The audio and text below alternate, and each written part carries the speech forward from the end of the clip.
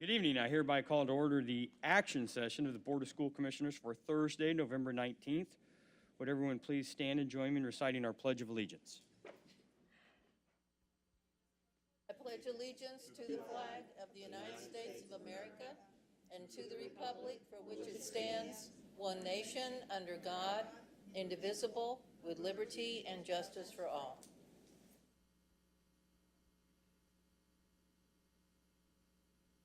I will note, as I did on Tuesday night, we have two commissioners participating by phone pursuant to Governor Holcomb's executive orders and corresponding guidance from the Indiana Public Access Counselor. I will remind and ask my colleagues who are on the phone tonight, when not responding or asking questions, if you could mute your phones to minimize feedback or interference. And Mr. Mulholland, would you please call the roll? Commissioner Arnold, Present. Commissioner Gore, Present. Commissioner Moore, Commissioner Slack, Present. Secretary Collins, Present. Vice President Hawkins, Present. President O'Connor. Present. We'll now adopt the agenda for tonight's meeting. Reviewing the agenda, are there any requests for changes to the agenda as presented? Hearing none, do I have a motion to approve the agenda? So moved. Second. Been moved and seconded. All those in favor signify by saying aye. Aye. Aye. Any opposed? Aye. The agenda is adopted. We do not have any special recognitions this evening, other than the special recognitions for our families who continue to regularly deal with the things that are thrown in front of us. So again, want to highlight the hard work of our teachers, our staff, our students, and the families. Moving to section 3, does any commissioner wish to offer opening comments this evening? I have a comment, Commissioner Gore. Please go ahead. Okay. I just wanted to say tonight that I'm really concerned, I guess as everyone is, about the spike in this COVID-19. And as you can see, I take it literally.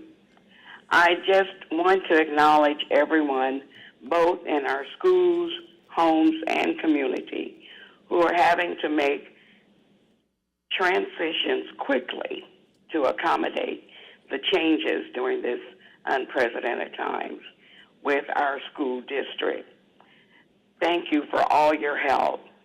During this time, we are especially thankful for teachers, bus drivers, staff, custodians, administrators, families, and pray that all will do their best to stay safe and healthy during the holidays.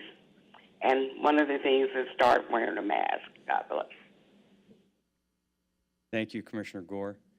If you're watching at home, you can see that magically we can convene a public meeting, actually talk into a mic with a mask on, and run everything. So maybe some folks a little south of here might be able to pick up a little bit on that.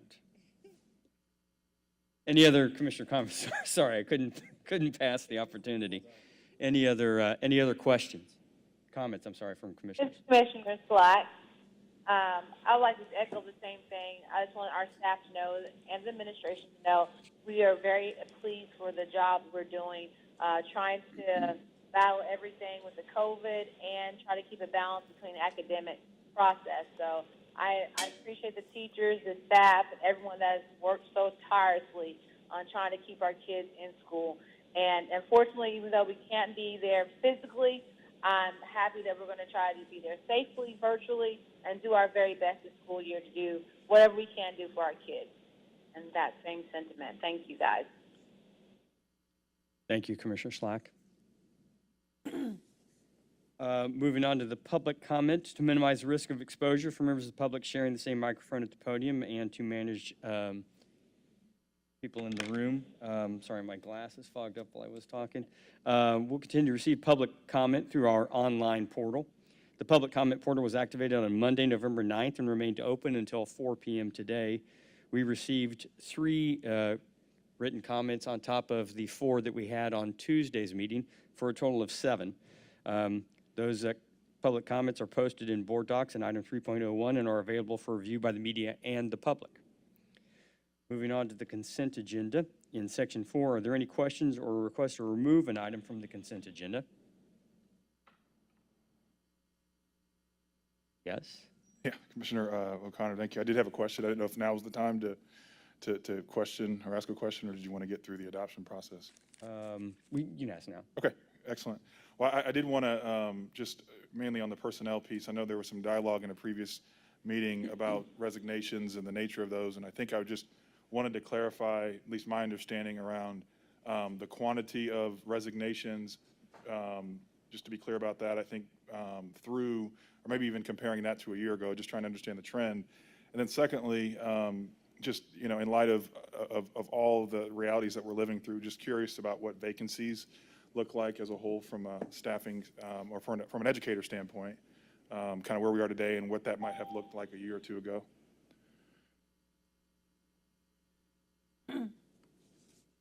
Trying to pull up my email from Mindy Schlegel for this month, but essentially we've had 2 months in a row with some of our lowest resignation as it relates to our staffing, and so are doing quite well in terms of being able to maintain staff stability during, a particularly challenging time for the district.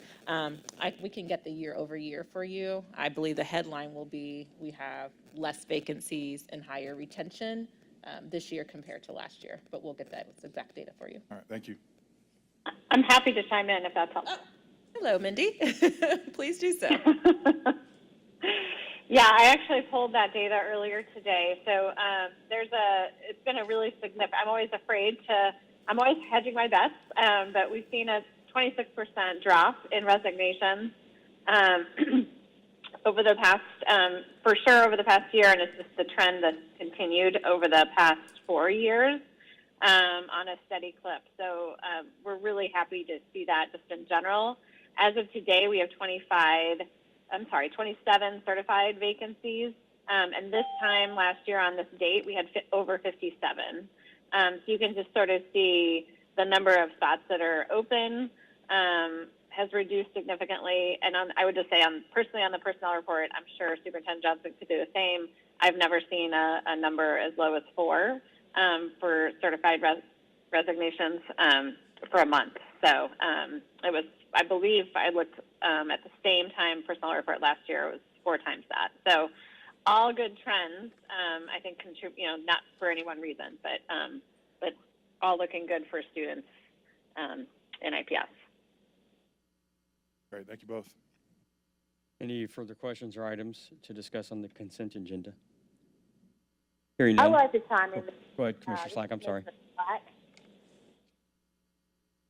Go ahead, Commissioner Slack. I would like to know, is the resignations around COVID, or is this the typical resignations that we typically see? We do survey staff in terms of reasons. It's a voluntary exit survey, so we don't always get the data back. But I would say I would not connect it to COVID. In fact, I might even claim like a reverse trend. So, I'm sure it's probably contributing to sort of a lower turnover, just job instability and instability across our communities, because we've seen it both in classified and certified. But that would sort of be my best guess. But we have not experienced sort of a large exodus in terms of retirements or resignations because of COVID. Thank you. Mindy, this is Commissioner Gore. As we are talking about personnel, are we looking at a full ledge of teachers for special ed, or are we going to look at a shortage during our virtual learning during the time that we'll be out? How does that area look at it for us right now? So that has followed the same kind of trend. So we've seen far less resignations, and we've been able to fill far more slots this year. So right now we have enough teachers. Yeah, we only have 27 vacancies for the whole district as of today. Okay. Well, I was very specifically speaking to special ed. Yeah, I don't know offhand how many of the 27 are special ed. I can find out. but that's just low across the board. Okay. No, that is a low number, and that's good. Thank you. Hearing no other questions, do I have a motion to approve the consent agenda? Second. Been moved and seconded. All those in favor signify by saying. That? Roll call. Oh, that's right, sorry. Zach's for reminding me we have to do roll call vote because of the electronic participation. So Zach will call the roll call for the vote. Thank you. Commissioner Arnold, Yes.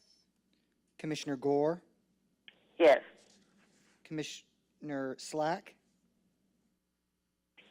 Yes. Secretary Collins, Yes. Vice President Hawkins, Yes. President O'Connor. Yeah, yes. The motion carries by a vote of 6-0. Thank you. Sorry, I was looking forward to since my tenure on this board is turning towards an end, I'll let everybody in the public, the thousands and thousands of people who watch these meetings, know that Zach actually scripts the board meetings, so you'll understand why I was laughing here in a minute. Moving to Section 5, board reports, we have one item for action, which is our 2021 board meeting calendar. At this time, I'd like to correct my statement from Tuesday and say that I deeply care about this agenda item, and I will publicly commit to attending all of the board meetings in 2021, even after my term has expired. That is an untrue statement. As on Tuesday, there were several questions regarding potential conflicts and meeting dates. Mr. Mulholland has done a little bit of work, so could you give us a little report out on that? Yeah, so I did scrub the calendar for just potential conflicts with national observances or religious holidays, and I did provide that information to you all via email, and then followed up specifically on the religious holidays that were identified through that review. And they did some outreach with practitioners of both the Muslim and Jewish faith to get some feedback as to whether those conflicts warranted a shift in the meeting. And the feedback I received was that that it would be okay to hold those meetings on those dates. That, again, the Jewish holidays weren't major holidays that would dictate a shift in schedule. And then consulted with our own Ahmed Young with regard to the Muslim conflict, and he had the same feedback for that holiday. So I think what we should do is plan on for any of those conflicts, just embed that into our meeting protocol, so at least we're acknowledging both religious holidays and then any of those other observances that were identified. Thank you, Mr. Mulholland. Any further questions? Well, let's ask, do I have a motion to approve the 2021 calendar as presented? Second. Been moved and seconded. Any further discussions or questions for Mr. Mulholland on the calendar? I'll just note for commissioners again that we still have to create the academic calendar, and so once that's done, we'll do another run to ensure we don't have any conflicts with breaks or those kinds of occasions. Thank you. Mr. Mulholland, would you please call the roll? Commissioner Arnold, Yes. Commissioner Gore, Resounding yes. Commissioner Slack, Yes. Secretary Collins, Yes. Vice President Hawkins, Yes. President O'Connor. Yes. Motion carries by a vote of 6-0. Thank you, Mr. Mulholland, and I'll turn the agenda over to Superintendent Johnson for the superintendent reports. Great, thank you, President O'Connor. There are 3 superintendent reports for this month. We presented an update on our COVID-19 response on Tuesday evening. I will do a brief summary of those things during superintendent comments, and we'll present the other 2 items this evening. Item 6.01 is our school spotlight on Francis Bellamy. So I'm very excited to welcome Kathy Langdon, who serves as our Director of Early Learning and leads the team at Francis Bellamy School 102, to share more with us about the great things happening at Francis Bellamy and our preschool programming across the district. So, good evening, Kathy. Thanks for being with us. Thank you, and with much respect, Superintendent Johnson, we have the wrong Kathy. Kathy Langton's our PE. Oh, I sure do. That's okay. Kathy Harold, There are and so I'm many looking straight at Kathys. you. Yeah, no problem at all. I also have my script, and I scripted it wrong. Okay. Well, good evening. I'm Kathy Harold, the Director of Early Learning for Indianapolis Public Schools, and also the principal at Francis Bellamy School 102.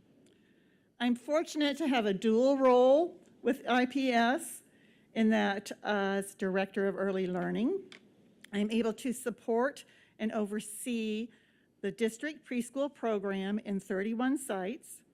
And additionally, I'm the proud principal of the only IPS preschool center, which is located at Francis Bellamy School 102. The second year of my dual role has provided a unique perspective of our early childhood program. I don't know who, oh, sorry.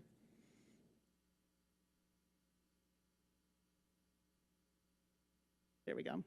I'd like to provide the background of our program at Francis Bellamy, a little bit about our school, about our preschool program and the preschool center, and identify some of the internal and external support systems that are in place. It's my hope that you'll have a better understanding of Francis Bellamy School 102 at the end of this presentation. Francis Bellamy Elementary was built in 1961 and opened as School 102, serving neighborhood children in grades K through 6. The gymnasium was added in 1987. This IPS elementary was named after the author of the Pledge of Allegiance and is located next to the 7-acre Indy Park of the same name. Francis Bellamy School 102 and Bellamy Park share the same address, 9501 East 36th Place. The IPS preschool program has expanded from 11 sites in 2013 to our current 31 sites, including IPS choice programs and innovation schools. But Francis Bellamy Preschool Center in the far east side section of IPS remains our only early childhood center.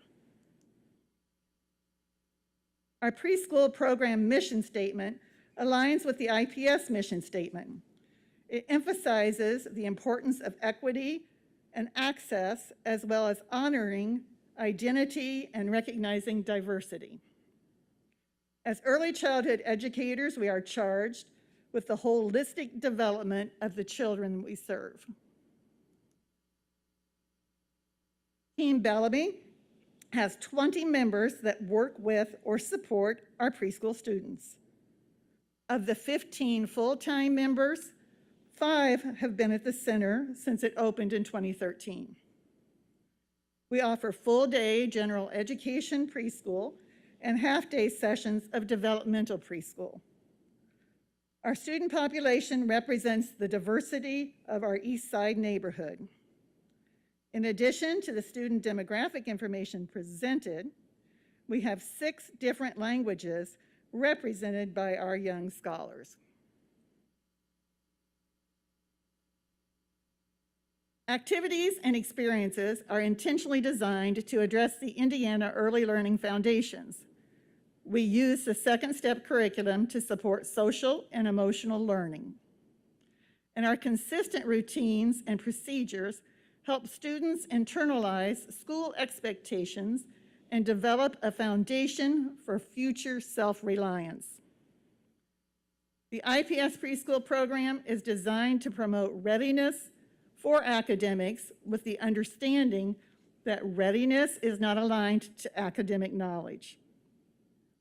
Preschool experiences are closely aligned to the development of social, emotional, physical, and mindfulness that will enable a child to fully engage in learning experiences.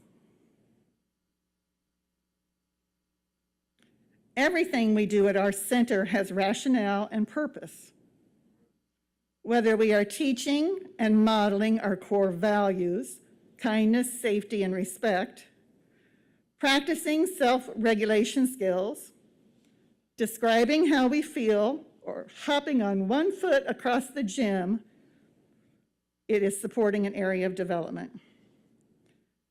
Our youngest IPS scholars participated in varied experiences. Play-based to promote social and emotional development, activities that support discovery and inquiry, as well as lessons that provide academic exposure to develop them intellectually. Every preschooler received an iPad to support full-time remote learning. Their technology skills are kept sharp through the use of the devices during the day. We recognize the need to connect with our families and stay connected through weekly or daily contact. Our teachers, FACE liaison, and social worker consistently reach out through social media, curbside interactions, and electronic messaging. Our team also stays connected through PLCs. This time provides opportunity to share anecdotal notes and look for trends within their room or across the program. Reflective conversations also occur during staff meetings and with individuals around written feedback provided after walkthroughs. Our center has an outdoor learning lab funded by a donation from Kilroy's, and the Community Health Network provides mental and behavioral support for our scholars. Serving as a food distribution site in our community provided additional support. A new partnership came to us via the Indianapolis Public Library just last week. Today and tomorrow, preschool art kits have been or will be delivered at all preschool sites for all 1,005 preschool students. We also rely on Team IPS and partner with all departments that offer support to enhance our work and meet the needs of our scholars. The bulletin board in the entryway at Francis Bellamy announces, "The future of the world is in this school." This statement reflects our commitment to the children and families that we serve.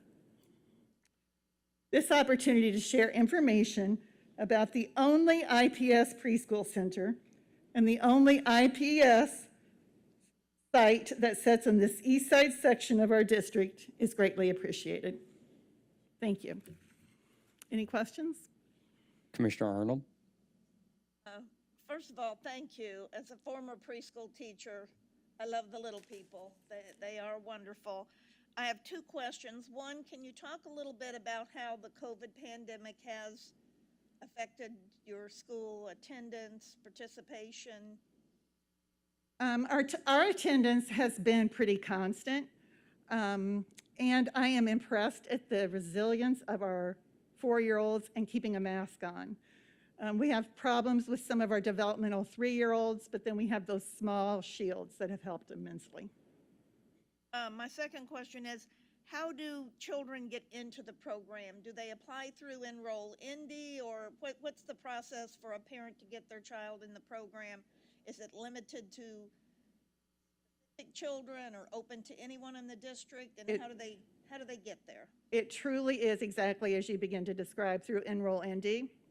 They go in, they select their preschool site that they would like to attend, and the only ones that are limited are, well, they were capped at it by enrollment, 20 per teacher, and then our choice programs, some are lottery processed. Okay, thank you. Commissioner Collins, did you have a question? Well, Diane asked several, the ones that I was going to ask, but did you say that there's 20 children per teacher? Yes, and each teacher has a classroom assistant, so the ratio is 10 to 1.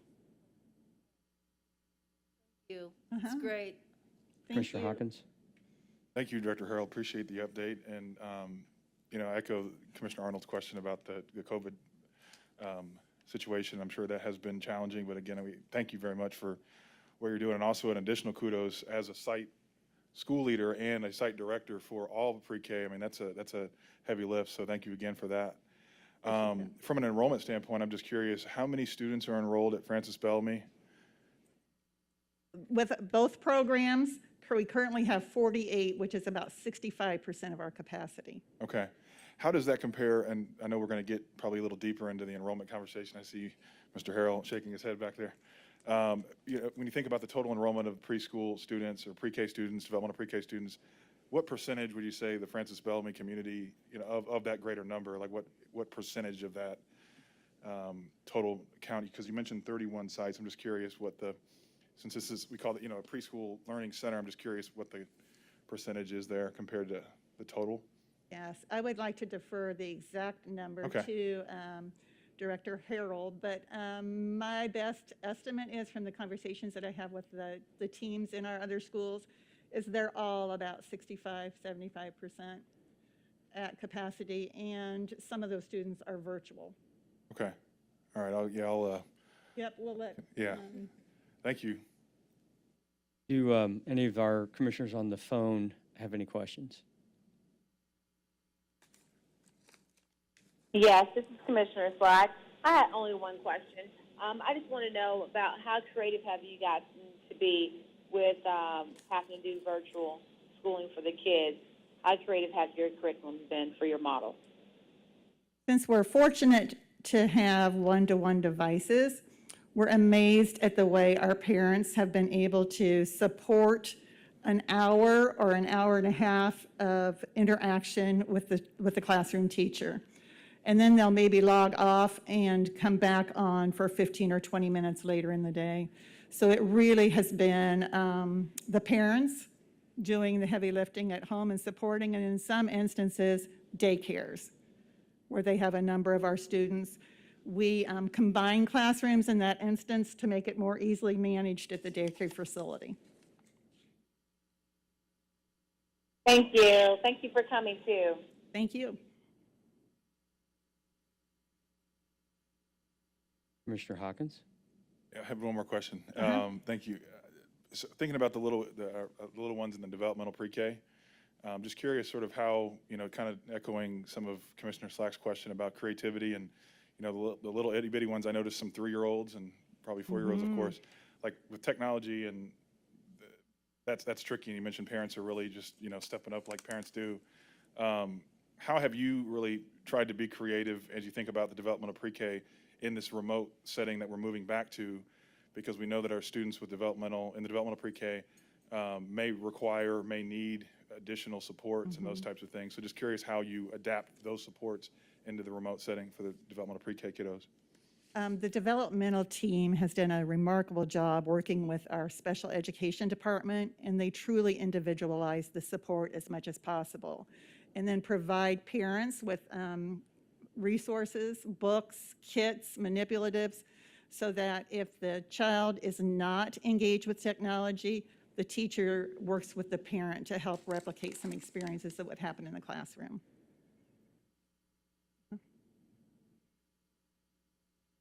Any other questions? Hearing none. Thank you so much for joining us this evening. Thank you for this Thank you for all your opportunity. hard work. Kathy, Harold, thank you. Thank you, Superintendent Johnson.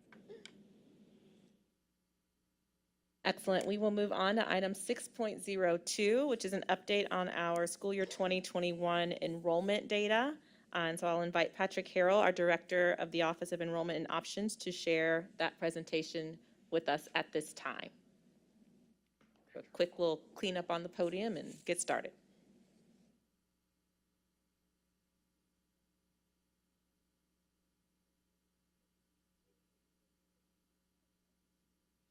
So I'm going to turn it over to Patrick here, but just have a really quick tee up. So as we brought to you a little over a year ago at this point, just shared that over the course of the last several years, IPS has made several portfolio changes, whether it be changes to grade levels that are housed at specific buildings, program offerings in terms of expanding our choice offerings and our high school reinvention work that we did, moves or building closures, and then also changes to governance models within our buildings as we move some schools to innovation status.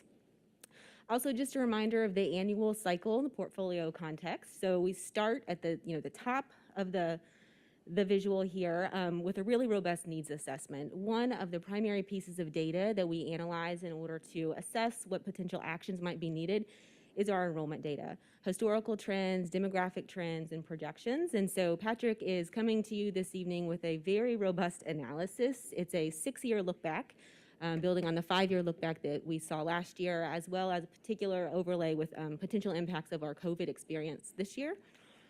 He'll go through it both by grade level trends and then also speak some to different things we see showing up in different school types with the demographic overlay. So with that, I'm going to turn it over to Patrick. Thank you. Good evening, Commissioners.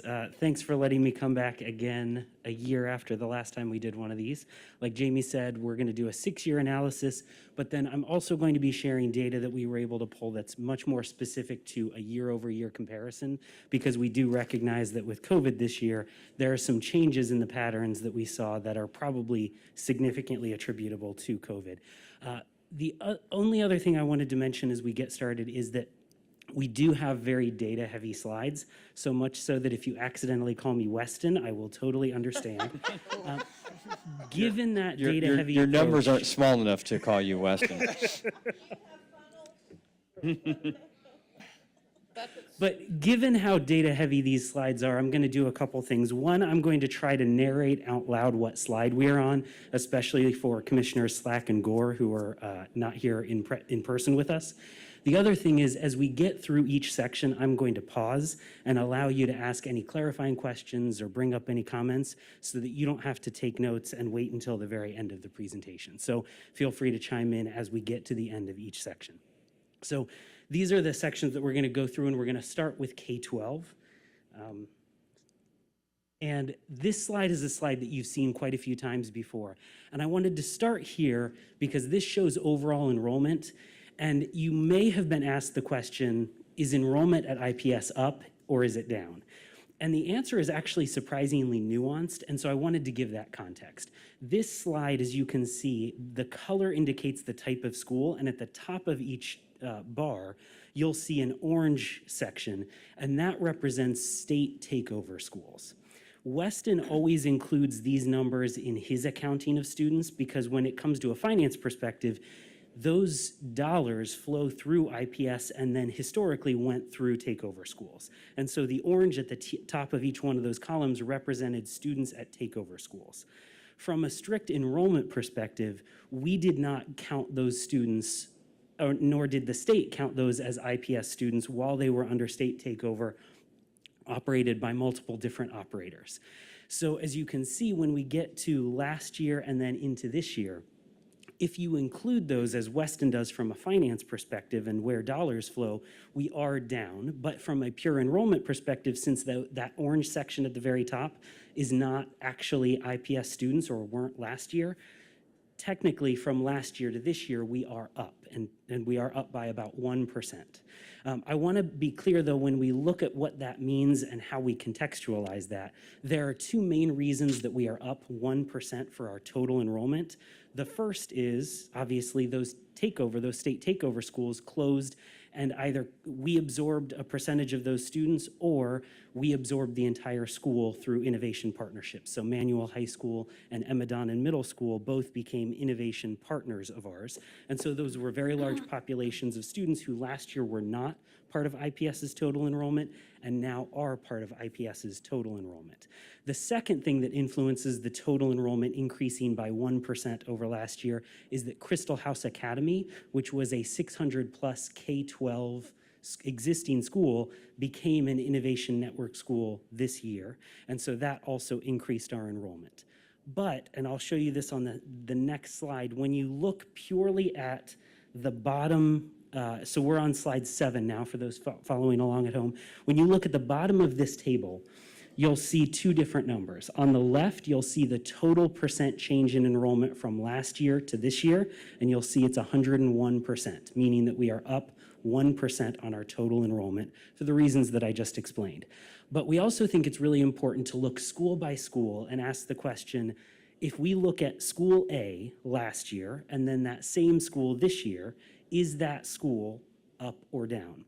And when we roll that up and look only at schools that existed in IPS last year and then still exist this year, we are down 3%.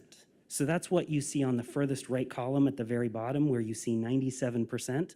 That tells us that when you take out the new schools that were added in, that in some ways kind of artificially made it look like our enrollment overall was increasing, and instead you just look apples to apples, we are 97% to last year. The other thing that I want you to notice in this slide is when we look by grade, you can see that there are very clear trends for where we lost students, and it's primarily at our lowest grades. Commissioner Hawkins, you were asking about the lowest grades, especially pre-K, with Ms. Harold presenting just a minute ago, and that was where we saw our largest decrease from last year to this year. We're at 54%, but in general, grades K through 6 overall saw a decrease in enrollment from last year to this year. This takes that same data where we look at the enrollment from a school last year to this year. It color codes them based on the greener they are, the more their enrollment increased, the redder they are, the more their enrollment decreased. And you can see overall, we have a lot of orange and red on this map, showing that most schools tend to be down in their enrollment. We do have some exceptions, as you can see on the map, but generally enrollment is down from last year to this year. So key takeaways from that K-12 enrollment trends, we do see overall our enrollment is up 1%, and that's with the addition of the state takeover schools coming back into our network, as well as Crystal House Academy. But when you look school by school, enrollment is down. PK through 6 enrollment in particular was where our enrollment was down the most. And the other thing that you may have noticed in this map is that the schools that were around the periphery of our district tended to be down in their enrollment numbers more than schools closer to the center of the district. We're still trying to figure out exactly what that means, because we also know that the surrounding townships did not necessarily report significant increases in their enrollment. So it's not easily explainable by saying a ton of our students left to go to townships, but we do know that we did see that trend around the periphery. So I'm going to pause there and see what clarifying questions or comments commissioners have at this point. Commissioner Hawkins? Mr. Harold, thank you for the chapter 1 of the presentation.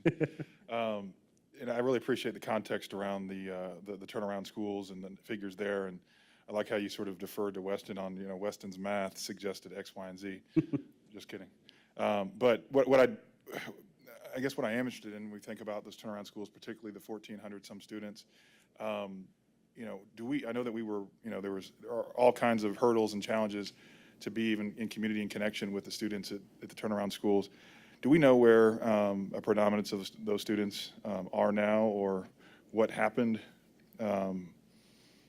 We do. We know that 70% of the students that could have stayed with IPS in some fashion did stay with IPS. So obviously any 12th grade student who's graduating, we took them out of the equation. But 70% overall of students at turnaround schools did stay with IPS. On a school by school basis, there was a pretty large variance. So at Manual High School, for example, 92% of students stayed at Manual High School for this year. At Emma Donnan Elementary School and Middle School, 79% of those students who were able to stayed, or who chose to stayed. And then at Howe, it was just 40% of students stayed within the IPS family of schools. Thank you. Commissioner Arnold?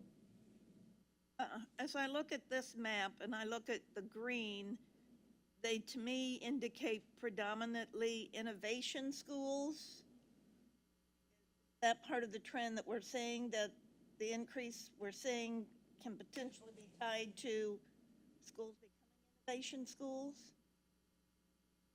When we get to the slides on K-8, we're gonna go a little bit more into detail. What we see in general is a trend more towards choice schools, whether they are innovation schools or not, tend to have stable or increasing enrollment, whereas conversely, neighborhood schools, whether they are innovation schools or not innovation schools, tend to have decreasing enrollments. That's especially at the K-8 level, that's the trend that we tend to see, and we'll get into more details in a few slides. Any commissioners on the phone have questions? Hearing none, let's move on. Oh, sorry, Commissioner Slack, go ahead. Commissioner Slack, I am wondering, you had a decrease in pre-K, or did you say you have an increase in pre-K? A decrease, a very significant decrease. We're 54%, I think it was, to last year for our pre-K enrollment. Okay, and with some of these kids, are they going to their neighborhood pre-Ks, or I know we have like 5 of them, right? Or was it 5 or a little bit more than pre-Ks around Indiana? So are they choosing to stay with that school, or are they choosing to go somewhere else? Are we going to get to that? Sorry. No, it's tough precisely to know where all of the students who would have otherwise enrolled, because for years and years, we have been at capacity for pre-K, and in fact, we've had waiting lists in the past. So this is the first year we've been under-enrolled. Anecdotally, what I know is that for a lot of families, pre-K is great that it has an educational component, but it is also, for all intents and purposes, daycare for families who have working jobs and lives. And so when that was not an option, especially at the beginning of the year, we know anecdotally, a lot of families just needed a place for their students to be, especially in the pre-K grades, and so found other daycare alternatives. The other thing I'll add, Commissioner Slack, there is the pre-K kinder trend of being down is pretty common nationwide, that many districts have seen families just choosing to keep their, child at home or, to Patrick's point, in a sort of early learning facility versus starting in the more formal K-12 system, given COVID-19. So that trend has played out across the country with pre-K and kindergarten. And Okay, thank you, appreciate that. and I do know. Commissioner Gore? Go ahead, Commissioner Gore. Okay. Thank you for explaining the portion that you had. However, why are we being reported as our enrollment being down? Is that just because of COVID? From what you're showing us, our enrollment is kind of flat. It's not, well, it is going up because we just took on some other schools. So will you get to that later, or what am I looking at? No, I think the reality is that the question of what is our enrollment doing is nuanced, because like I said, we added schools, and so in total, our enrollment is up compared to last year. But if you look school by school, I think that's a really important trend, because that has very significant financial implications and staffing implications and planning implications. And when you look school by school, our enrollment is down school by school compared to last year. And that is one of the reasons why we're seeing some of these financial challenges that we know we're going to face and others. Okay. Okay, yeah, basically. Because I kept wondering what were we looking at, and was it just due to COVID at this point that we don't know where those students are? But you're saying that we can't even account for them going over to the other districts or townships at this point. Am I correct? True. We also know that the state of Indiana has a law that does not require compulsory attendance in education until a student turns 7. So it's not terribly surprising, for me at least, to see that pre-K, K, and even first grade is down generally, because that's not a compulsory grade. And if a family has another alternative or just wants to take care of their child at home, they don't even have to explore an option in another township or a charter. They can just make that choice. And so I think that is probably one of the big implications of what we're seeing. And I would only add, my understanding of the state's On My Way pre-K program is they've seen something just a little north of a 60% drop in participation statewide in On My Way pre-K, which again is a lot of families are choosing to keep their kids at home. Commissioner Hawkins? Yeah, I think one more just observation. I'm looking at slide 8, the map, and if you sort of looking at looking at the green to dark green, if you sort of strip out the schools that we know that are scaling up still grade by grade, there are a few schools that just, in LaSalle, at Kipp Elementary, George Washington Carver, there are schools that are continuing to increase enrollment, and their buildings aren't getting bigger, for sure, right? Mm-hmm. And so I just wanted to flag that as something that's somewhat buried in the scale up of many of our programs, but building capacity becomes is clearly evident in this map here, which is a challenge, but also means demand is up, which is good as well.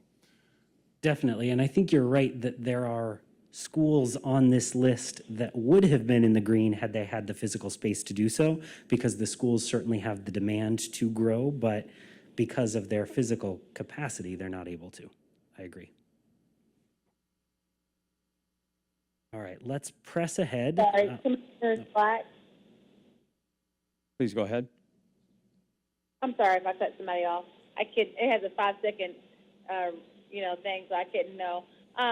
I wanted to know, on the map, it looks like on here that on the east side, is it significant to say that on the east side we're seeing a trend where, I mean, I see Arlington on the slide 8 that is in green, and then I see Fallon 93 that's in green, but on the east side you see yellow and you see orange and you see red. So we have a significant decrease in schools, but yet we know that the need is there. So what would that map be telling us there? Yeah, I think that's a really important trend to pick up on. And if actually you wouldn't mind, I want to show you a couple other slides that reinforce what you just noticed, Commissioner Slack, because it is certainly true that in this 1 to 2 year trend that we're looking at right now and a 6-year trend, we see the same sorts of things that you're picking up on the east side of town. So I actually want to move us ahead to slide number 11, and then we'll get to some maps that demonstrate the point that you're bringing up, Commissioner Slack. So on slide 11, this shows our enrollment specifically at the K-8 level. And you'll see some continuing trends that we do see enrollment at our neighborhood schools continuing to decrease.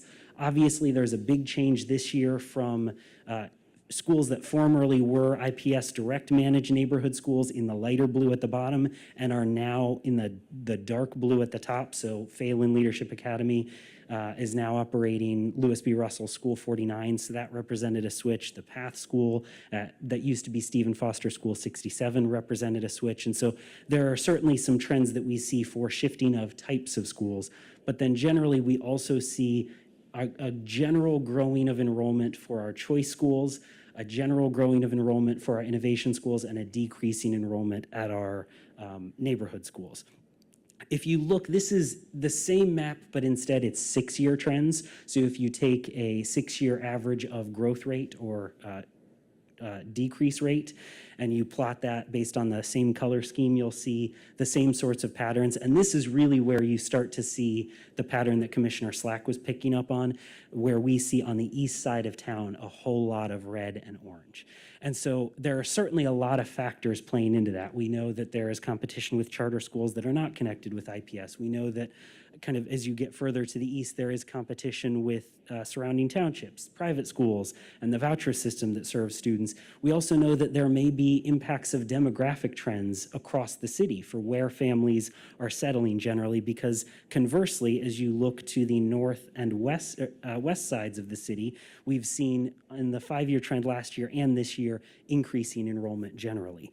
The other thing that we see in this map, and it's not as clear in this one, and so I'm going to parse it out. The next map shows K-8 enrollment at neighborhood schools, the 6-year enrollment trend. And what you see generally is what I mentioned earlier. Our neighborhood schools tend to be decreasing in enrollment. And so you see a lot of oranges and reds and yellows on this map with a couple exceptions. And then conversely, the next map shows us the same K through 8 enrollment trends, 6-year enrollment trends, but instead at choice programs. And these tend to be yellow and green. And so we are seeing generally that our choice programs are staying stable or increasing their enrollment. And so I think it's worthwhile to dig a layer deeper into why that is and what might be behind that. And so I wanted to bring forward 2 data points. Essentially, when you think about enrollment in a school, there are 3 factors. It's getting kids in the door, it's keeping kids in that door through the course of the year, and then getting kids back the next year. And so on the left, you'll see the third piece of that, getting kids back the next year. You'll see that our choice schools, they had an overall increase from last year to this year of 1%. So they were able to keep a very large number of their students, and when they needed to, they were able to recruit more students. Conversely, our neighborhood schools saw a 7% decrease in last year's enrollment compared to this year's enrollment. So we see a pretty enormous difference there. On the right side of your screen, you see the second piece of keeping kids in the door once they are there. This shows 3-year stability trends at schools. Essentially, the way we calculate this is we look at any given school and we say, how many students did you serve throughout the entire year? A total number, whether that student was there one day or the entire year, you count that student and you look at all of the students that they served. And then you compare that total of students served to the number of students who were enrolled at that school on the September ADM count date.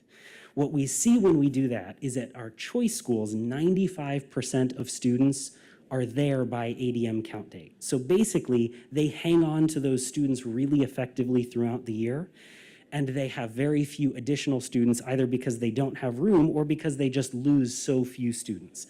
Conversely, at our neighborhood schools, only 73% of their students are there by that September count date, and they either lose students through mobility or family choices, and they gather more students throughout the school year. And so this tells us, I think, two sides of that enrollment story, which is that at choice schools, there is a very positive impact that we see of families getting to choose a school, and that helps retain students throughout the year and from one year to the next.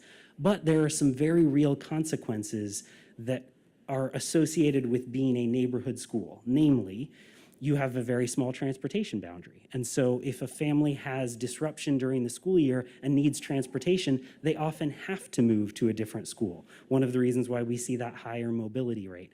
And so things like mobility play out very significantly in enrollment from one year to the next, and they are very rooted in the conditions that we set up at choice schools versus at neighborhood schools. And they're playing out very clearly in the data.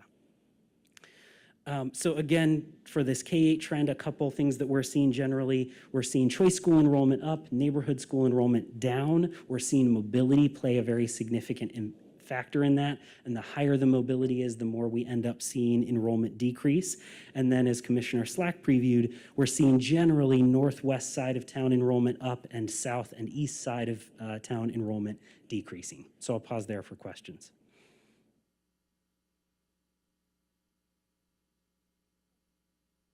Commissioner Collins. Just anecdotally, I have spoken to a number of parents, and since I live on the east side, then and grew up on the south side, then I have some connections on both sides of that town. So the attraction of choice programs is one of the motivating factors for, of course, enrolling in those. And the resentment against having a lack of choice programs, although it doesn't explain super school, but in the neighborhood schools, then people ask for choice programs. And I know people in the neighborhood schools who have transferred their kids as soon as they could to a choice program in order to take advantage of what they see as a more enriched learning experience for their children. Yeah, I think you're right to think about where we have historically placed our choice programs and what, as we're thinking about our portfolio approach, what we might do about a portfolio of programs in the future.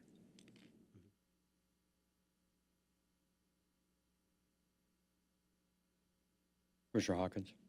I have a question just maybe about consistent definitions and language throughout the presentations into the next chapters that you're going to go into. When we look at, looking at slide 15, to be clear, when we differentiate through the presentation between choice and neighborhood, innovation neighborhood is part of the neighborhood total figure throughout? Okay. Yes. Okay. There, you will see one slide where there is an innovation, a choice, and a neighborhood, and there, of course, it is parsed out separately. Yeah. But if you just see choice and neighborhood, innovation will be in both of those categories, Okay. whether it's an innovation neighborhood or an innovation choice. Thank you for that clarification. Commissioner Slack, thank you, Vice President Hawkins, for saying that and clarifying that. I was thinking the exact same thing. I did have a question. So when we do use that definition of choice, we know that we have a high number of enrollment for our choice programs when it comes to CFIs and Montessori programs.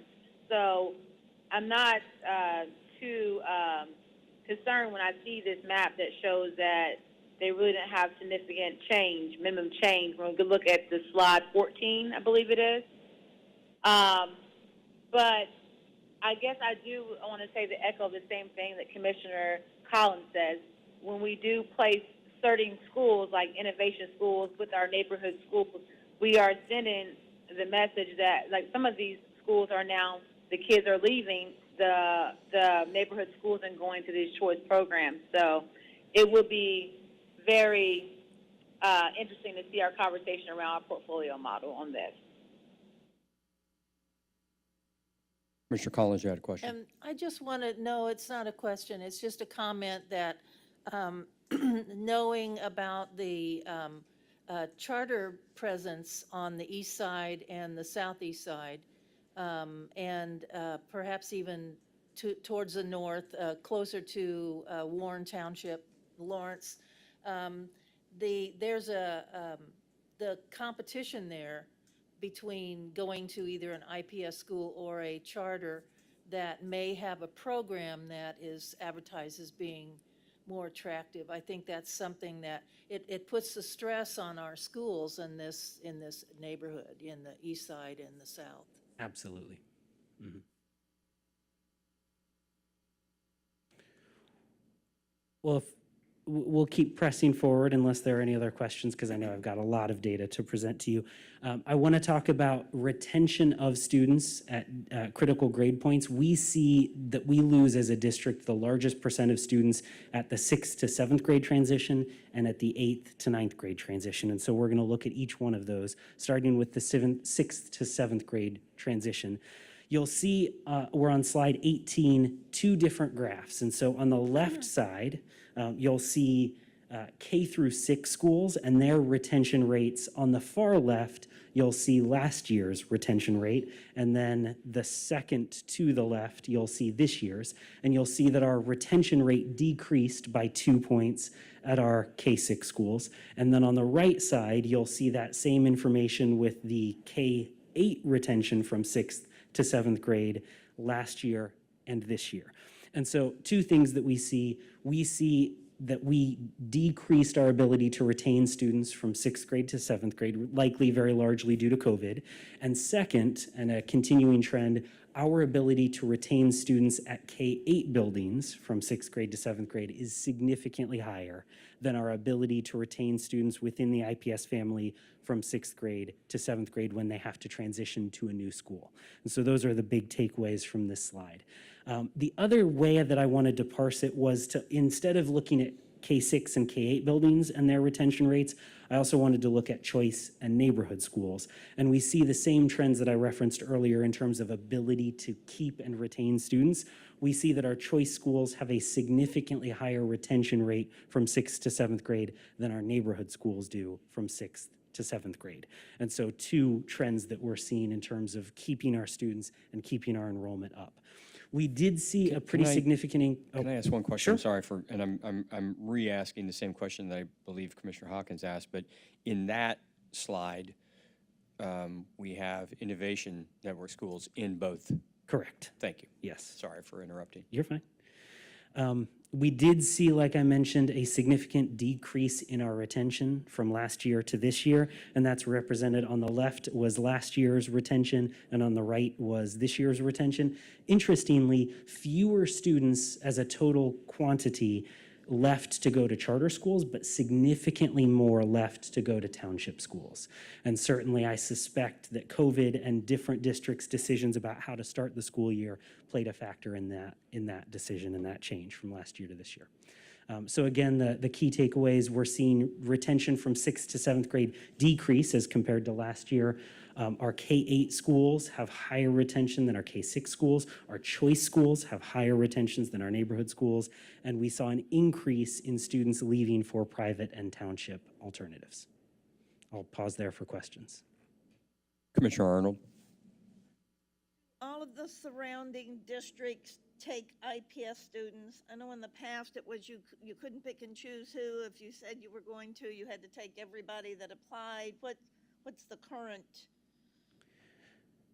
The current policy is you have to set a date by which you will accept students, and then after that date, you can say you will no longer accept out-of-district students. And so different districts select different dates. Some select pretty early in the summer, some select basically all the way up until ADM count date, and then they still have the ability to accept based on whether or not they have available seats.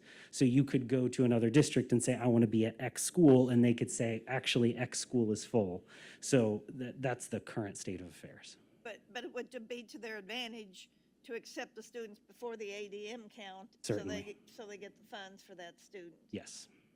I also just want to highlight, this is just 6th to 7th. So when you think about, and I don't know, Patrick, if you have the total number, but again, the magnitude of loss to our surrounding townships, it's very easy to concentrate on just charters in Center Township, but it's quite significantly greater when the number of students leaving IPS to go to surrounding townships. So I do want to make that clear around who we're losing to. And you think that's because of they had a different format to start school? So I think this year, certainly COVID played a part in that, but that has been the trend. That's not new just for this year. Yeah, so to put some numbers behind that, last year we lost 229 sixth grade students to seventh grade to townships and privates, and that was 2/3 of all of the students that we lost. This year it was up to 359, again, over 3/4 of all of the students we lost. So our real competition, like Superintendent Johnson is mentioning, in terms of where students are leaving, is for townships and privates, not necessarily charters as a percentage. Commissioner Hawkins, you had a question? Yeah, I wanted to clarify the private and township. I mean, that's a pretty big bump. We've talked about potential reasons why. How do you think that really cuts between township and private? Do you think it's evenly distributed, or, so that's one question. The second one is there a particular township or townships that we have seen an increased movement? Because I know when we go to the next slides and kind of get into the 8 to 9 transition, the moving out of IPS number increased. And so I'm curious if there's some parallels there with particular border townships or border private schools. It's a great question. Unfortunately, we don't have great visibility into once a student leaves the Enroll Indy network of schools, we don't have much visibility into what specific school they went to. The state, in their new system that they are rolling out in probably 2 years, is promising that will have a lot more visibility so that we could answer that question. Honestly, because of Enroll Indy, we have a lot of detail on which charters schools students are choosing, which is great, but since they don't track the privates and the townships, we don't have great specific data. Thank you.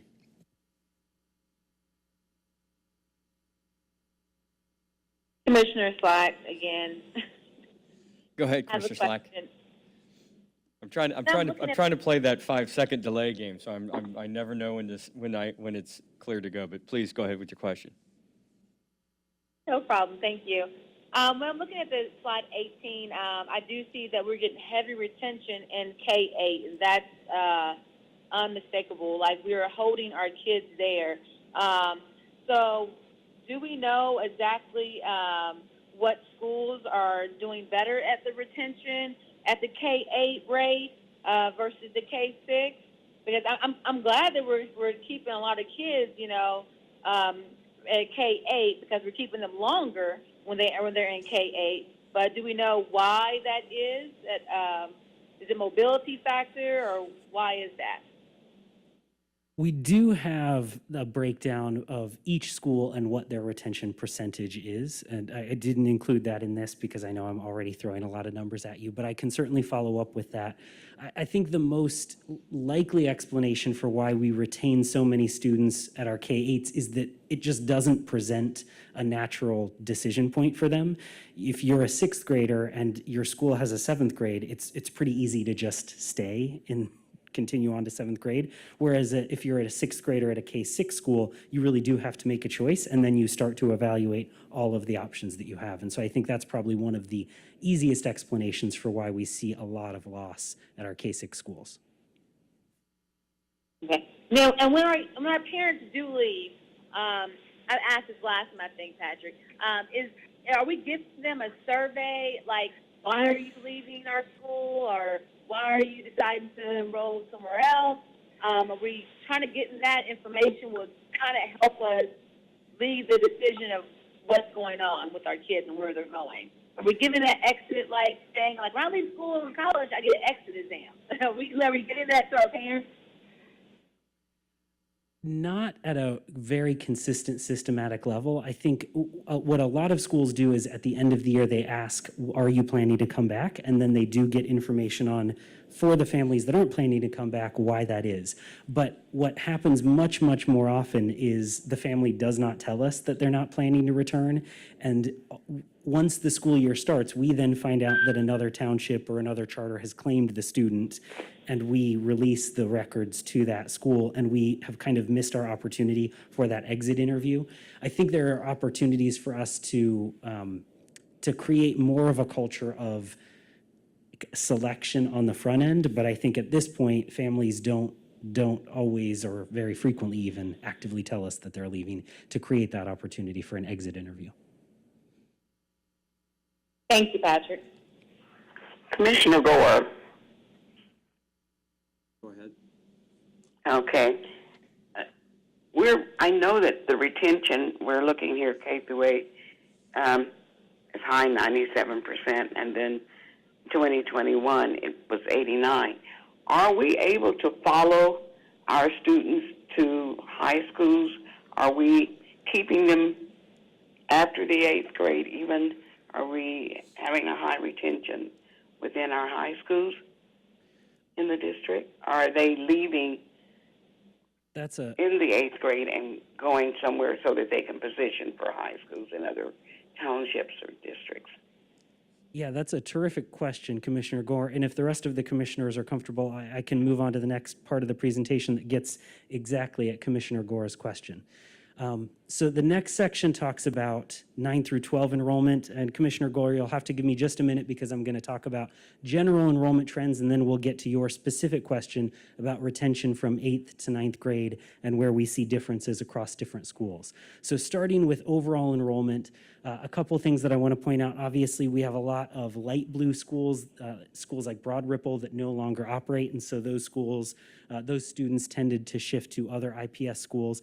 But you'll see the yellow, those are the traditionally managed IPS schools. In general, we are seeing enrollment stay relatively steady. I do want to flag that I don't want to call it a trend yet, but this year's enrollment at our traditionally managed high schools is a little bit down from where we were last year, and we'll want to be very careful about that and make sure that we are pushing to recruit to our traditionally managed schools. We do see continuing increases of enrollment at our innovation choice schools.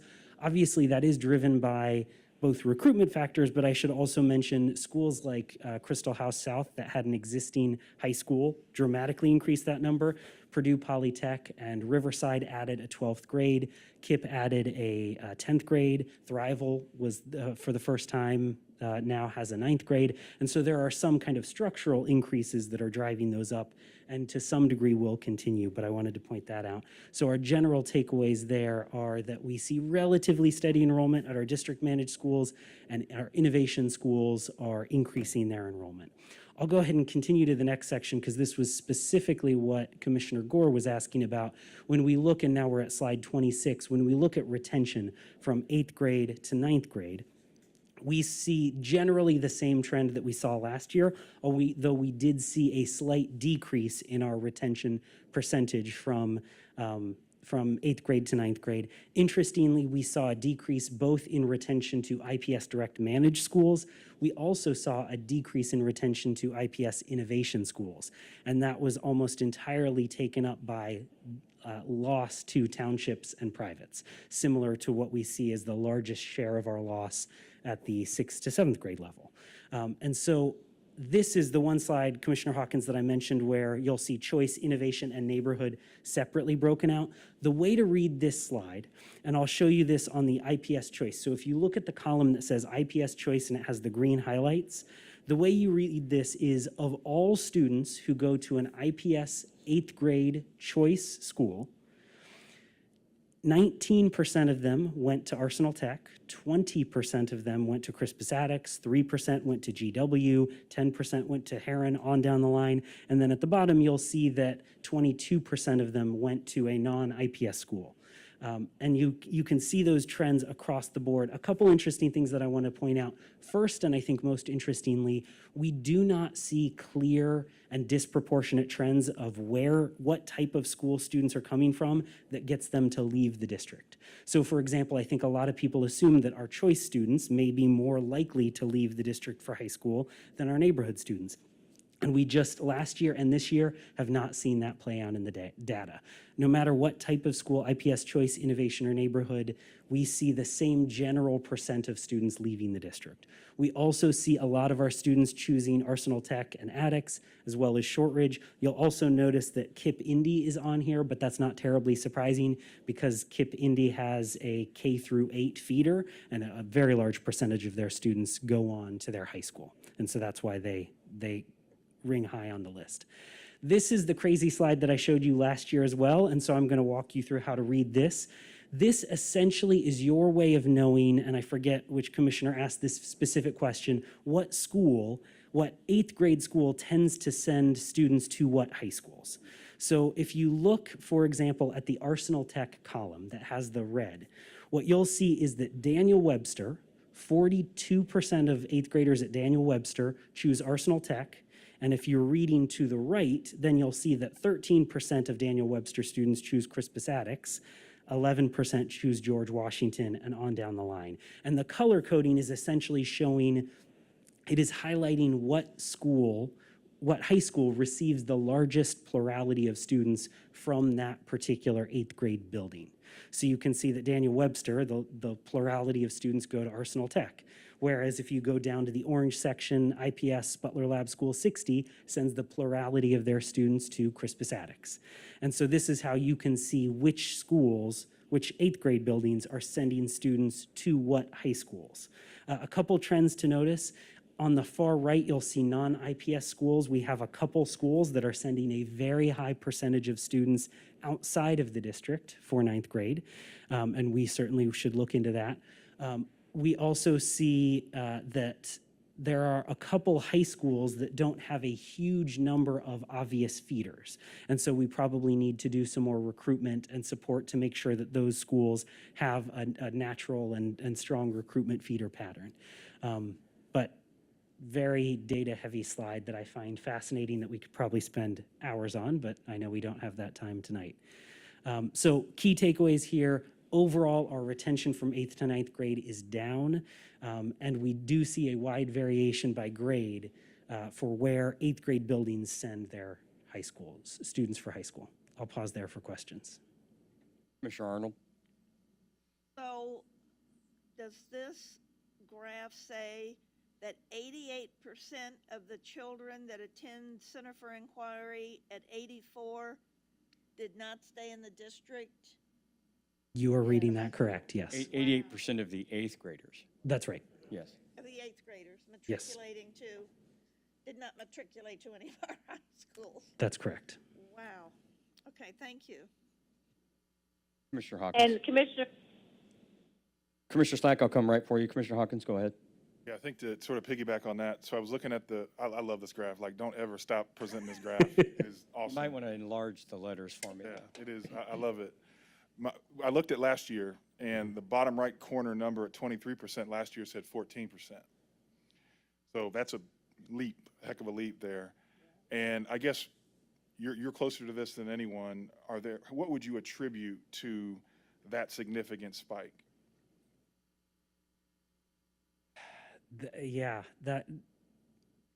I have some very early hypotheses. Obviously, the easiest one is COVID and the fact that different districts made different decisions about how they were going to start the school year, and that certainly drove student actions and family choices.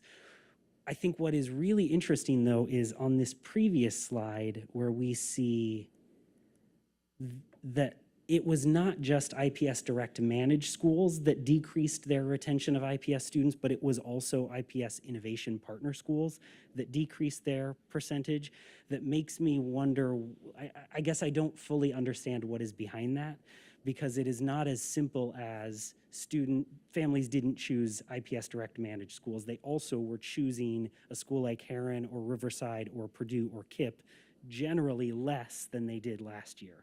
And I have some COVID-related hypotheses connected to that, but I don't have really good data-informed explanations for why we saw that dramatic change. Okay, well, I do think we need to stay as close as possible to that, because I think to cut deeper, certainly there's some programmatic trend You know, certainly, I mean, I look at IB schools, I'm IB parent. I know that I'd be curious if there's a programmatic pull there for whether it's a private, I'm not sure what, well, there are private high schools that offer IB, and there are township high schools that offer IB components. So I'm just curious, as we continue to dig into this programmatically, where those differentiators are. Would also love to understand a little bit more about sort of the socioeconomic, you know, I'm sure that, which is a whole nother presentation, but just sort of the socioeconomic slice and dice of this data. We look at who's moving, who isn't, and moving particularly to townships or to private schools as well. Just, I think it's just really important as we think about, you know, as we talk about the portfolio planning approach as well. Programmatically, what are families asking for? What are families desiring? And how do we, you know, up the ante perhaps to compete in certain areas or certain ways for all kids? So thank you. Mr. Slack. Thank you. I would piggyback off of Vice President Hawkins when I say that as a parent, I'm a little bit wary, but it's not surprising when I look at this graph to see some of the programs that we have in other townships that are similar, especially when we look at that Center for Inquiry 84. Even when I look at my children's school, 87, 85% of them are going to Shortridge. So I would like to know, when I look down the graph and I see all that red, and they're going to Arsenal Tech, is this a demographic thing? Are some of these schools sending these kids to this school because of demographics? Is there any reason particularly they're going to that school for Arsenal Tech, that entire red line? That's a great, great question. And I think the answer is probably a lot more complicated than I have the ability to fully wrap my mind around. I certainly know that there are some schools simply based on proximity. So Harshman, for example, given where it's physically located, it is not at all surprising that they send a very high percentage of their students basically in the backyard to Arsenal Tech. But then other schools like Northwest, I find a little bit more curious because of the physical non-proximity. I think Commissioner Hawkins's question was an interesting one, trying to go a layer deeper around demographics, whether that's race or income and what trends we see for where we're sending students overall. But yeah, I think this slide is really interesting because I'm sure there are just a dozen layers of historical factors and family-based influences and geography and race and income and a whole bunch of other things that all contribute to why certain schools tend to end up as feeders to certain high schools. Well, I would like to say this map is excellent right here, this slide 28. Do not leave this map. This map is excellent. Yes, It ma'am. has so many nuggets in it, and I think a big, huge part of it is we need to interact with our parents and figure out what's going on so then we can dig a little deeper. Because even thinking about the alumni, with my husband coming from Arsenal Tech, you know, you may say you want to take your kids to go to Arsenal Tech because you're alumni of that school. So those kind of things we won't know unless we go deeper with the parents and engage in them and figure out what's going on with that. But I appreciate this factor of the presentation. Thank you. I do too. This is Commissioner Gore. I think it really shows kind of what we're doing and what the end results will be. I'm just wondering if some of these non-public schools come and try to take our students from some of our portfolio schools early, knowing that they are, you know, that we have very good schools. We might need to look into that trend as well. Sure, how we can defend against poaching, absolutely. Commissioner Collins, I'm sorry. And this is not necessarily a question, it's just a comment, and that I'm looking at School 57, George Julian 57, and I kind of live over there, and Irvington's a very walkable community. One of the things that School 57 is next to is the Irvington Community Schools, which has a high school. So kids can still go to School 57 and walk to a high school. I think if parents have deep roots in a neighborhood. And I'm thinking about Christian Park School 82, and its enrollment is so far down, but that particular community was a strong Howe alumni community. And so the only high school next would be the Victory Charter School down on the southeast side, or to Irvington. Sure. So I would think that, you know, there's a certain proximity interest going on in some of these too. Absolutely. Yeah. All right. Our last section is perhaps even data heavier, so I apologize. We just keep on going. So I wanted to start with enrollment by race over time.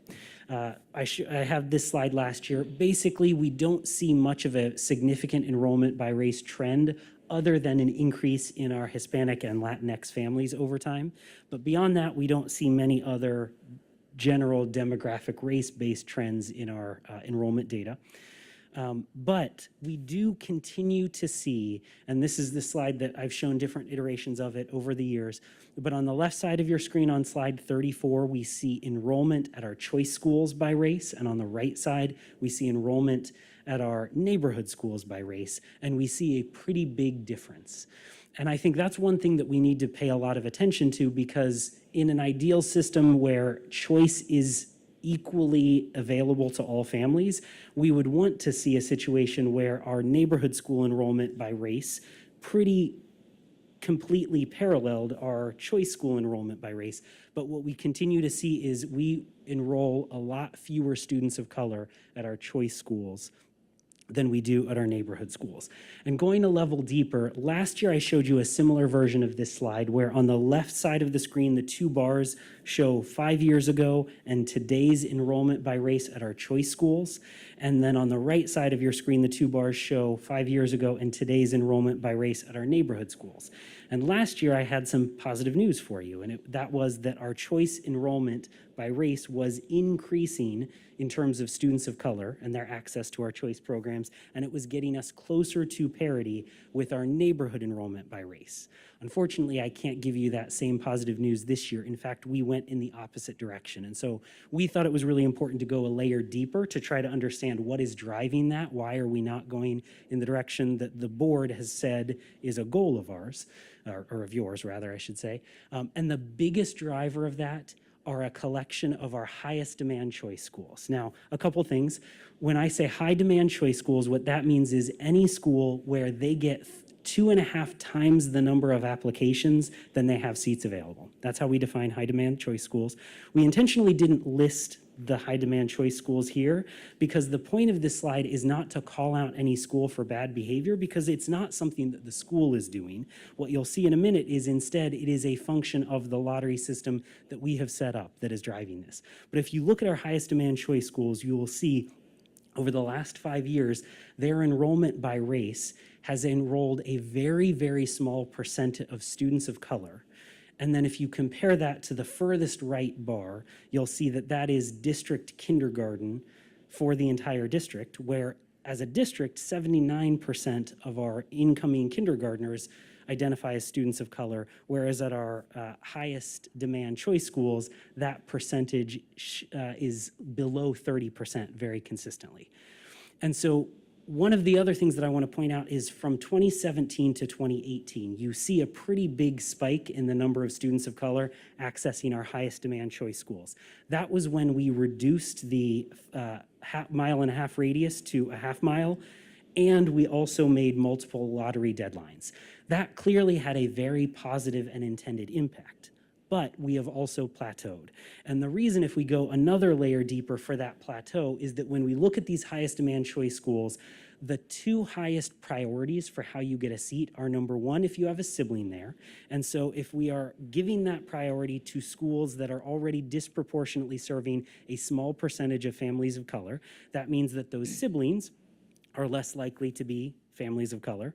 And then proximity, that half-mile radius. And we also know that our highest demand choice schools tend to be located in neighborhoods that have very high percentage of white families. Those two things combined means that 86% of all kindergartners had either a sibling, proximity priority, or both. And that's why we're seeing this leveling off at our highest demand choice schools that will be in conflict with the equity goals that the district has more broadly. So this is not very good news at all, but it's important that you all know that these are the results that we are seeing. On the high school side, when it comes to demographics, this slide shows by race what populations of students our different high schools serve, and you can see that it varies pretty widely from one school to the next. Again, we're on slide 36. But happily, I do have some good news on the high school front. When we look 5 years ago, or actually, I'm sorry, it's 4 years ago, when we did the high school reinvention to now, what we see in every single school is that schools became more diverse and more representative of the overall IPS student population by race as a result of, or very connected with, the reinvention that we saw. So if you look at the IPS direct managed schools, all of them became more diverse by race than they were beforehand. And also, if you look at the IPS Innovation Partner Schools, similarly, they became more representative of the overall student population. And so I think it's exciting that at the high school level, the policies that this board is putting in place are very much in line with the equity goals that you all have put forward. But we do have some challenges at our elementary level, as I pointed out earlier. So key trends, variation by ethnicity at our neighborhood schools, and we're seeing some concerning trends. Schools overall are diversifying over time, especially at the high school level, but our high demand choice schools are struggling to diversify. So key takeaways that I have as I was digging into this data with a lot of other people. One, obviously huge implications of coronavirus and implications on our enrollment. School to school, we saw decreasing enrollment, which is putting lots of pressures on the district writ large. Number two, retention challenges and real opportunities to improve that at the 6th to 7th grade level and the 8th to 9th grade level. And then number three, we see very clear outcomes connected to whether a school is a neighborhood school or a choice school, both in terms of a school's ability to retain students, but also in terms of who gets access to schools by race and ethnicity that we need to grapple with. So I will stop there. I apologize for taking so much of your time. If you have any other questions, please let me know, but I appreciate it.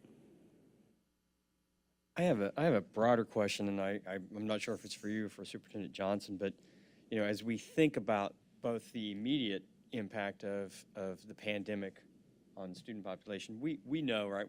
I think I've had this individual conversation with almost every board member that there are going to be long-term impacts, not just with student retention, not just that we saw pre-K cratering across the state, and what does that mean for where families are starting, when their families are starting kids in school, and where they're starting them in school. But are there organizations sort of preparing for and I say this nationally, are there organizations preparing for the challenges that all school systems are going to face? Sort of getting people prepped, knowing, as government budgets are going to shrink, demands on organizations like ours are going to increase. Yeah, there are a number of education, be it consulting firms or other organizations who are starting to grapple with this. I was on our Council of Great City Schools call today with other superintendents, and that was the question is there is another side to this. We will get on the other side of that, and once we do, there's a lot of work to be done. This is not a one and done recovery sort of process. This is going to take several years. The impact has been tremendous, and so I think it's hard to live in both of these worlds at the same time, particularly for districts, but there are those who support school districts and schools who are thinking about what the other side of this should look like, who I believe will have access to help us do thought partnership as well. Any other questions for commissioners? I would say, first of all, I'm a little bit of a data geek. Commissioner Hawkins, I saw you, so but I think that while we see challenges, that's what the purpose of this data is to sort of help direct us in addressing those challenges. And I would say, and Commissioner Collins, I heard your comment with regards to choice programs and opportunities on the east side. That's been a challenge for the almost 6 years I've been on this board, that clearly what we hear families telling us is we need a broader geographic footprint for our choice programs. Definitely. I hope that's one of the directions we take coming out of this. Commissioner Hawkins, I'm sorry, I didn't mean to cut your question. No, you're fine. Thank you. No, I just think, I'm just sitting here staring at 34, right? Slide 34, which is, sit in that, and I would encourage our community to sit in that because, you think about the representation in our school system as a whole, who we serve demographically, that's not it. And so I know I need to sit in that a little bit more because I know that particularly with the racial equity work that we are moving in from commitment into action, this is certainly a topic that we need to drill down into. And I also agree that, these are high demand schools, 2.5x of enrollment, or at least open seats, maybe is a better way to put it. Definitely need to look at that also. I think we also have to balance that with what communities also desire. Because I want to be careful, just speaking for myself here, but I want to be careful that we don't just assume that communities want a particular model. I think that needs to be definitely part of the robust planning process as we think about what communities really desire. As a parent, I'm fortunate and privileged enough that I enroll my child in an IB school, but I can't project that on a child in another part of this community that IB works or is the best solution for them and their family. And so I think we have a lot of work to do on this, and so I really appreciate you reflecting this in the previous slides, because to your point earlier, we've started to, some of the modifications that we've made in the admissions process have stalled a little bit, and there are some other inputs and factors. COVID certainly plays into that. But I think these are topics that our community have to be out front and center and talking about, because I would imagine that there are many in our community who benefit from the high demand choice schools that would be blown away and frankly offended, at this reality that we're all living in that has been constructed this way, right? And so maybe some won't, but I do believe that there are some folks that would have some concern about this. But I think we just need to keep pushing and pushing on this issue. So I'm glad you brought this. And again, this slide we got to keep adding to every year. We got to keep bringing this back. So thank you. Thank you. Thank you very much. Commissioner Slack. Go ahead, Commissioner Slack. Don't go too far. I would like to ask a question about, first of all, I do echo the same thing that Commissioner Hawkins has said. We need to get out there. I would like to be a part of this process, especially as a parent, to figure out what our parents want, what they desire, and make sure that's relevant for them in this data. But I also like to say, I want to know, I know a couple slides on up, farther on up in the presentation, I did see that Sidner was in the yellow and orange, and I think that was decreasing enrollment. And if you can explain that for me later on, that'd be great. But I also want to give out some kudos when I see slide 37 and 38. Even though we do see demographic changes that are not as high as we expect them to be, we do make some movements when it comes to Shortridge. And I know that comes through the contribution of school closing and them gaining some students. But the numbers are higher, and I'm glad to see that. I'm glad to see more African-American students in that school. I also would like to say, Heron, I get on them a lot about racial equity, and I do see their numbers going up a little bit, and that's good. I want to see those numbers trending in the right direction, not only for our black students, but also for our brown students. Because if they're wanting to go to that program, I'd like to see them going to those programs. So, again, we have a lot of work to do, but a lot of work is getting out to the community and talking to our parents, because those are our biggest assets and are going to tell us what they really desire for their children. My kids go to Montessori, but that may not be for everyone. But I would like to hear what the communities want when it comes to their kids, when it comes to high school and middle school. So. Thank you, Patrick, for your time tonight. Thank you. Thank you. Yeah, thank you, commissioners, for digging in. I think it is, to everyone's point, really important data that we talk about it, we get into it, we put it out front, because we know there's work to do to address some of those trends that we see, and to help grow the places where we're strong, but address the places where we know we have some clear disparities to address. So thank you for that conversation, and thank you, Patrick, for doing such an excellent job on the data. Item 6.03 was an update on our response to COVID-19, and as I said, I'll provide just a summary of some of those updates in my superintendent comments.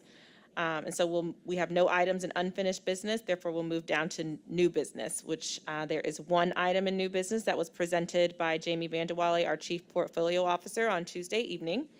The administration is requesting the board's approval of innovation agreement amendments that will provide a one-year extension on innovation agreements for Phelan Leadership Academy at George Fisher School 93, Cold Spring School, Condesi Academy at Joyce Kilmer School 69, and Global Preparatory Academy at Riverside School 44. Given the disruption of this year, the administration, as Jamie shared on Tuesday, won't be able to engage in our previously implemented renewal school quality review process. And we also don't want to further disrupt any school communities by moving forward with any sort of shift or termination of our current agreement. So as President O'Connor said, this would essentially allow us a hold harmless year and then give us the space next fall to go through our review process, at which time we would make a longer term recommendation regarding those partnerships. So we just ask the board's approval of those amendments for the one-year extension. And on Tuesday, we discussed taking the four innovation agreements, amendments, as a single action.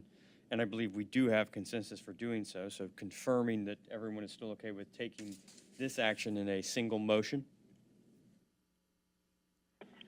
I have something. This is Commissioner Gore. Yes, Commissioner Gore. Okay.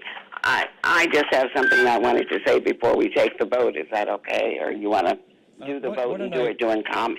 Do it during comment. I didn't know. Yeah, why don't we'll take the motion and then open for comment, if that's okay. Okay. Second. It has been moved and seconded. Any discussion, Commissioner Gore? Okay, yeah. I am going to vote yes for this innovation agreement recommendation tonight because it appears that a no would give them a 5-year automatically, and yes gives them the opportunity for them to be evaluated in a year for renewal of its agreement. Even though I know I won't be on the board to make the vote, I still want everyone to know that I care about our children receiving a high quality of instruction leading to quality education. But I feel that one of our schools, Condesi, had some problems that were present before COVID and still would not warrant a second amendment at this time if the situation were different. So I just want that to be clear, that the second amendment for the Innovation Charter School Agreement, if the situation were different, I think would warrant some attention now. Thank you. Thank you. Any other further discussion? Yes, this is Commissioner Slack. Go ahead. I would like to ask, so we're doing a one-year extension for these schools. We're also not going to be evaluating any of our other schools with the SQR this year. Is that what we're saying? That is correct. So we won't be implementing the renewal process, nor will we be going through our sort of traditional school quality review for the same reasons that we mentioned about the renewal process. Okay, thank you for that clarification. I also would like to say that I do have some concerns about some of these schools, but again, I will be voting yes, only because of the disruptions in the classrooms and the disruption with COVID. I do echo the same sentiments. Some of these schools are having some concerns even before COVID, but I'd be interested to know what the evaluation is going to be after the COVID to see what's really going on. So I will be voting yes, but I do want my eyes on these schools that are on this list. Thank you. Any further discussion? Hearing none, Mr. Mulholland, would you call the roll? Commissioner Arnold, Yes. Commissioner Gore, Yes. Commissioner Slack, Yes. Secretary Collins, Yes. Vice President Hawkins, Yes. President O'Connor. Yes. Motion carries by a vote of 6-0. Thank you. Moving to item 9, closing comments. Does any commissioner wish to offer closing comments this evening? Commissioner Hawkins? Thank you, President O'Connor. I just want to acknowledge last week's, and it's similar to Commissioners Slack and Gore as well, their comments, but just want to acknowledge the recent Marion County Public Health order that we are all living or preparing to live by was incredibly just somber, I guess is the best way to put it. And you know, I've had the opportunity to be in community with and connect with families and parents and educators, and I continue to hear the words exhausted, anxious, stressed, and overwhelmed. I too am in the same boat as well. You know, I can tell you that my oldest daughter, is devastated right now. You know, and I know that there's so many children across our school system, our family of schools that are devastated right now by this shift, because such a odd spring moving into an odd fall. You're back together in person, and then to see this shift. And so, you know, for some reason, the emotion that seems to kind of boil in me is just anger and frustration that, you know, when we think about the fact that as adults, collectively, we're failing our children, frankly, with our inability to wear our masks, practice social distancing, and things of that nature. Those efforts that protect our community and the public health of our neighbors and family members. And so, I can't not say that. I have to acknowledge the fact that we are in a difficult situation, and I just can't thank our educators, our school leaders, our administration, our parents. Can't thank you enough for just pushing through this challenging experience, and your resiliency is seen. And I just want to encourage you. I also hope that over this holiday, there's an opportunity to find some rest as well, because that is well deserved for you and your families. But again, I just want to thank you so much for all that you do and do and will continue to do as we move into the holiday season and then into the early part of January 2021. And so I just wanted to make those remarks, and happy Thanksgiving. Mr. Collins? On behalf of the board and IPS family, I'd like to offer this memorial to Regina Hodges. Whereas Regina Hodges served the Indianapolis Public Schools for 17 years, whereas her years of service contributed positively and significantly to the Indianapolis Public School students. Now therefore be it resolved by the Board of School Commissioners of the City of Indianapolis that the death of Regina Hodges be memorialized, and that a copy of this memorial be sent to the members of her family. Ms. Hodges was known for her hard work, dedication, and vibrant personality. She was dedicated to her work, ensuring students and families were served and supported when they visited or called the campus. Ms. Hodges' service, commitment, and dedication to all will be missed. Thank you, Commissioner Collins. Any other closing comments?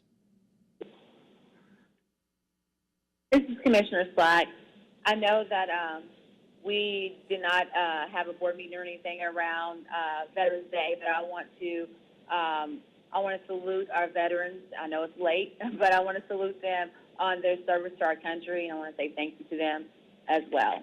And I hope everyone has a healthy, safe holiday. Thank you. Mr. Johnson, your closing comments? Thank you, President O'Connor. Very quickly, I'd like to remind our community that we will return to remote learning on Monday, November 23rd, under the direction of our Marion County Public Health Department. Our teams have been working tirelessly since this announcement to both continue to provide strong in-person instruction for our students who are attending at school, but to also prepare for a strong transition back to the remote learning environment. So families, please be sure that you've reviewed all information from your school so that you are ready to go on Monday morning. We will continue to offer breakfast and lunch student meals, as well as partner with Gleaners Food Bank to offer supplemental food boxes at a number of school sites, and information on those services is on our website at myips.org. We will also be launching student support network sites in collaboration with a number of community partners. More details on the locations and offerings can also be found on our website. Learning hubs for qualifying families will also be hosted again at 3 IPS school buildings. Families who qualify to attend our learning hubs will be directly contacted by district team members with the offer to take part in those hubs. During this time, we will do our best to stay connected and support our students and families. I'd ask again that our community please do their part to help us in getting our students back into schools as soon as we can and as safely as we can. by wearing masks, practicing social distancing, and washing hands frequently. We know that many of us will celebrate the Thanksgiving holiday next week, and it will look different for those of us who are choosing to spend it away from our extended family members in an effort to keep us all more safe. It will definitely be difficult to be apart, but I deeply believe that a short-term sacrifice will lead to a longer-term benefit for all of us. Finally, in this season of gratitude, I want to share my sincere thanks and appreciation for our staff and all of the incredible ways that they have shown up for our families, our students, and one another during this time. I am deeply grateful to be a part of this team and deeply grateful for the work my colleagues do each day, both as a superintendent and as a parent of IPS. I wish everyone great rest and renewal over next week's holiday. Thank you. As our superintendent's just done, I want to wish everybody a happy Thanksgiving, a safe Thanksgiving, a thoughtful Thanksgiving. I try to, as Commissioner Hawkins talked about it, I know we're in difficult times. I try to pause a little bit every morning and remember what I have to be thankful for in my own personal life and in my professional life. And I frequently think about the work we do and the work we get to do and the colleagues we get to work with, and I am thankful for all of that. So thank you all for the work you do. Our next scheduled meeting is our work session on Tuesday, December 8th at 6 p.m. in this room. Having completed all the items on our agenda, this meeting stands adjourned.